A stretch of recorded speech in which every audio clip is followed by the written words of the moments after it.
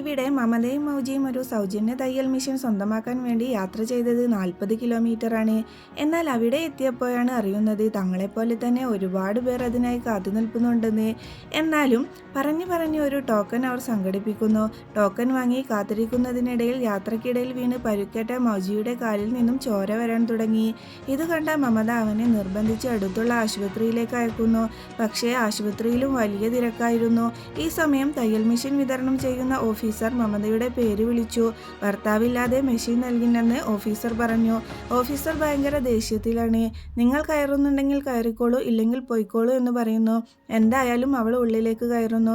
ഇതൊരു മത്സരമാണ്, വിജയിക്കുന്ന ഒരാൾക്ക് മാത്രമേ മെഷീൻ കിട്ടുകയുള്ളൂ. ഇവൾക്കാണെങ്കിൽ ഇതിനെക്കുറിച്ചൊന്നും അറിയില്ല. അടുത്തുള്ളവർ ചെയ്യുന്നത് പോലെ ചെയ്തു നോക്കുകയാണ്. അവസാനം മൗജിയും അവിടെ ഓടിയെത്തുന്നു. ഇവളാണെങ്കിൽ നമുക്ക് കിട്ടിയ ഈ നല്ലൊരു ചാൻസ് നഷ്ടപ്പെടുമോ എന്ന് ആലോചിച്ച് കരയുകയാണ്.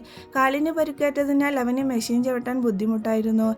എങ്കിലും മമതയുടെ സഹായത്തോടെ അവർ ആ മത്സരം പൂർത്തിയാക്കി. ഒരു തലയണ ഉണ്ടാക്കാനാണ് പറഞ്ഞത്. ഇവനാണെങ്കിൽ അത് സൂപ്പറായി ചെയ്യുകയും ചെയ്തു. ജഡ്ജസ് കണ്ടതും ഇതാണ് ഏറ്റവും മികച്ചതെന്ന് പറഞ്ഞ് തയ്യൽ മെഷീൻ കൊടുക്കുന്നു. ആ തയ്യൽ മെഷീനുമായി അവ സന്തോഷത്തോടെ വീട്ടിലേക്ക് മടങ്ങുന്നു.